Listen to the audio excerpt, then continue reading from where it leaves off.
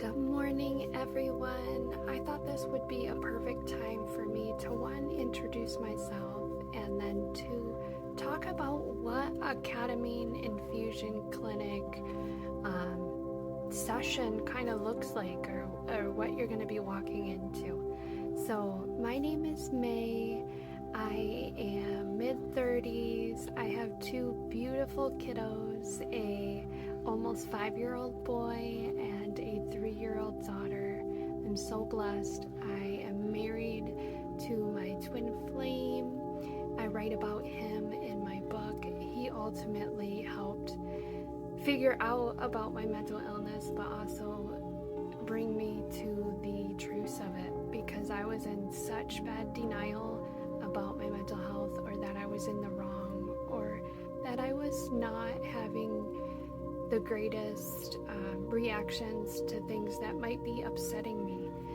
I responded with rage and anger and so many other things that I talk about in my TikToks, but I've been transformed, and I was able to do this trial that my husband ultimately pushed for.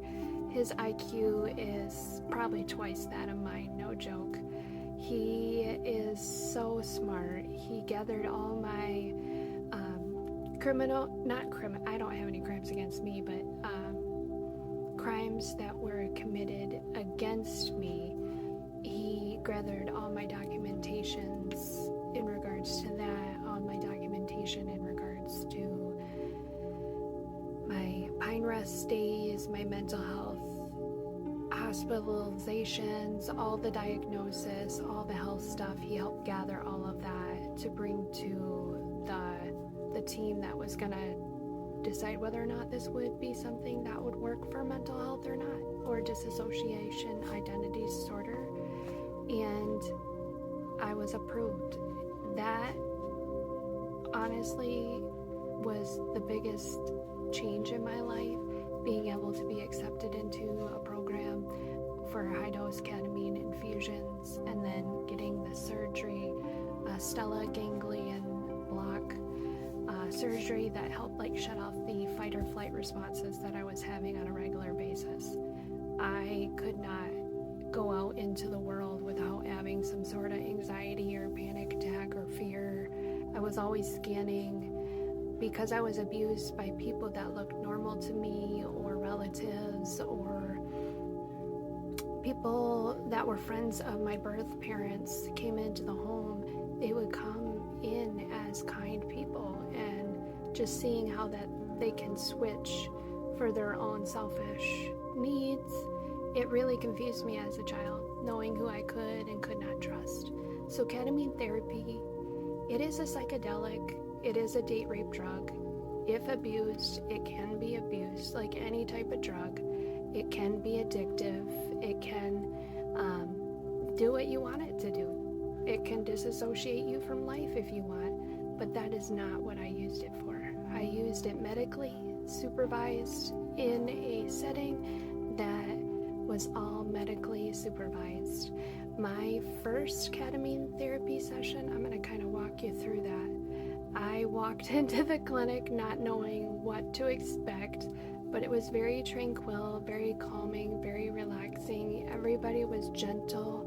You had to speak in a soft, quiet voice because other people were in their sessions in similar rooms. The first thing they had me do is walk me back. I had to leave a sample, a urine sample, and they would check for pregnancy, and then if I was using any drugs off the street, any addictive drugs, because that can alter your effects with the therapy. There are some people that are doing it to try to get off of alcohol and drugs, so you want to talk to your provider about that and how that will affect your urine and sessions and all of that. I did not have any addictive patterns that I needed to get rid of besides triggering and splitting and anger and more emotional, mental, and cognitive things. So addiction was not something that I really struggled with besides food. Food was the hugest addiction that I had. Believe it or not, I've been upper 200s, and I've been below 100 pounds. So I've been every single weight within my, parameters. So I know what it's like to be overweight. I know what it's like to be underweight. And I know binge eating for emotional satisfaction was real for me. Walking into the ketamine therapy session, though, I had hope. And they checked my sample. If it was clear, good to go, they brought me back to the room where I had this reclining chair with a blanket. I was able to have a warm blanket if I wanted. I was given a very soft blindfold to cover up my eyes. Trying to think. Oh yeah, and then in the room you were allowed to have dimmed lights and Himalayan salt lamp if that was up your alley.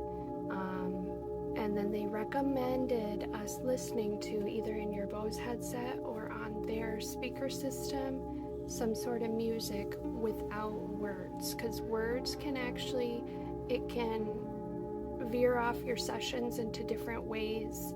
And I mainly did calming tones at first, and then I started doing hertz vibrations in regards to things that I was struggling with.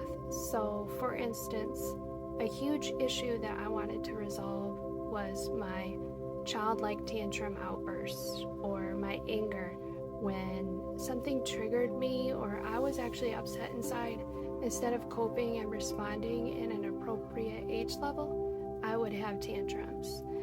I also wanted to resolve the dissociation identity disorder because I didn't trust myself being out in the real world, and I felt very vulnerable, ironically, because I didn't know what parts of me would reveal out in the real world.